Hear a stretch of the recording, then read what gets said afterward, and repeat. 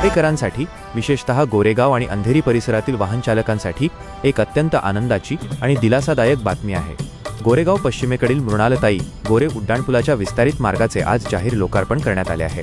राम मंदिर मार्ग ते रिलीफ रोड दरम्यानच्या या स्वामी विवेकानंद मार्गावरील नव्या विस्तारित पुलाचे उद्घाटन महापौर श्रीमती रितू तावडे आणि उपमहापौर श्री संजय घाडी यांच्या शुभ हस्ते इतर मान्यवरांच्या उपस्थितीत दिमाखात पार पडले। आणि विशेष म्हणजे हा विस्तारित पूल आज सायंकाळापासूनच सर्वसामान्यांच्या वाहतुकीसाठी खुला करण्यात आला आहे। एकूण 750 मीटर लांबी आणि 15.50 मीटर रुंदीचा हा शानदार 4 मार्गिकेचा पूल या भागातील वाहतूक कोंडी फोडण्यात खूप मोठी भूमिका बजावणार आहे। आतापर्यंत ज्या प्रवासासाठी वाहन चालकांना तीव्र ट्रॅफिक जॅमचा सामना करावा लागत होता आणि तब्बल 30 मिनिटांचा वेळ वाया जात होता, तोच प्रवास आता या थेट जोडणीमुळे अवघ्या 5 मिनिटांत पूर्ण होणार आहे।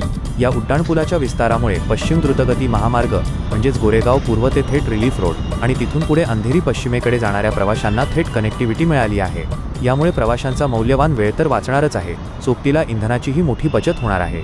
थोडक्यात सांगायचे तर आता या भागातील नागरिकांची ट्रॅफिकमधून कायमची सुटका झाली असून गोरेगाव अंधेरी प्रवास आता अगदी सुसाट आणि सुकर होणार आहे।